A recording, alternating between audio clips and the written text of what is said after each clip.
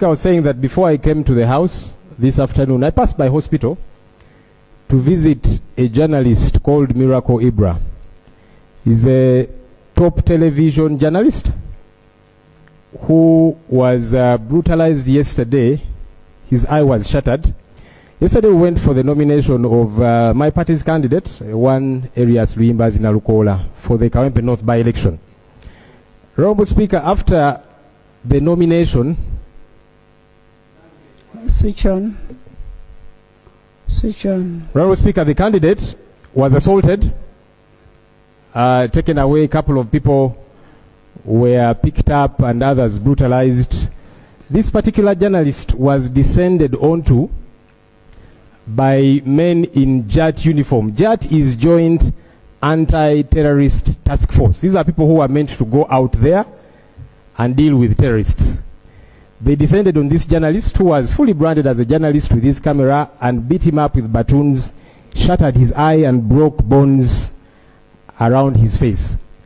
The doctors are not sure that his eye will see again, whether it will recover. They are struggling to deal with that situation. Honorable Speaker, one, I think government needs to tell us what the exact role of JAT is. I don't know what they're doing in a by-election, but also, what are we doing going after journalists doing their job? The other day, the Right Honorable Prime Minister said that I normally make government look bad. And then she actually used the word that is not in the English dictionary. She said, I'm always dirtying government.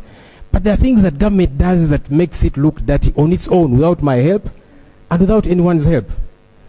I don't even know if the Minister for Information and government generally has reached out to this journalist to establish the goings on and ensure that he gets proper treatment. Honorable Speaker,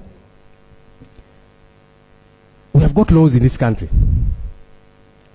For the umpteenth time, I want to implore government to follow these laws.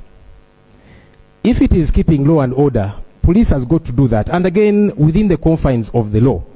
So we would want to understand what is JAT doing, being involved in such a process.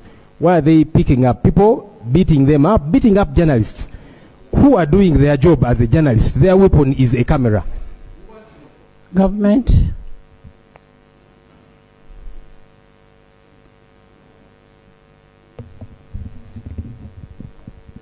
Thank you.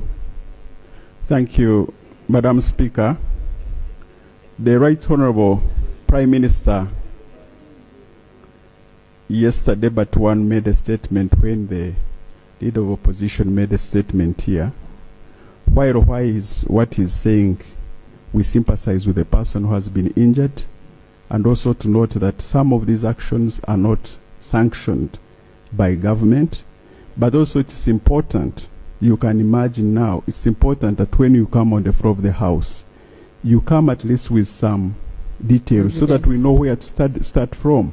Like now, you are claiming that these people who beat this person are members of JAT.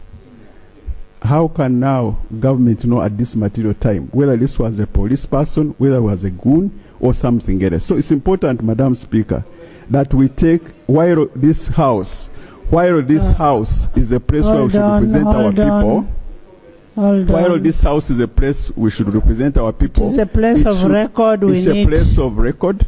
It's a place of action. You are not going to come and say JAT people or police or military. We don't know, but we shall cross-check what happened. Honorable Lop, it is very, very unfortunate. It is very, very unfortunate that whatever happened to the gentleman in hospital, that is regrettable. But what we need to find out, because nobody is above the law, what we need to find out, who in particular, because I believe there are other people, there were other journalists who were there.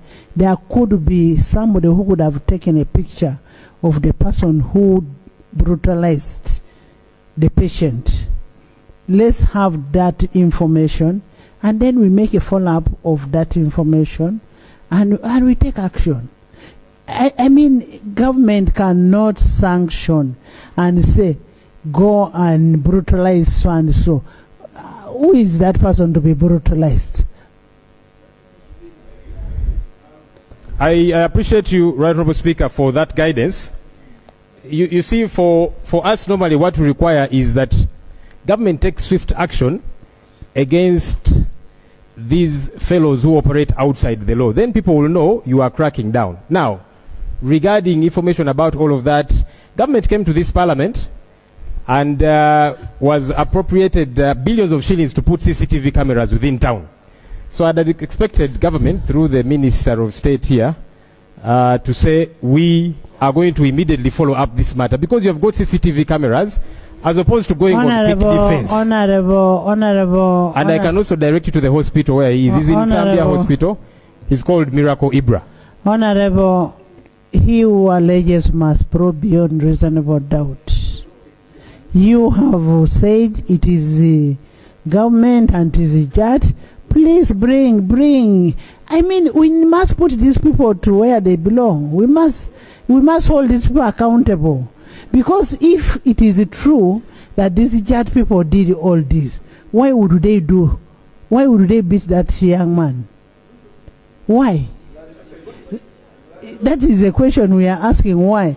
And where did the incidents take place from? Kewenpe. Honorable Minister, maybe you need to check it out with the Internal Affairs. If you have the cameras there, we could be able to find out.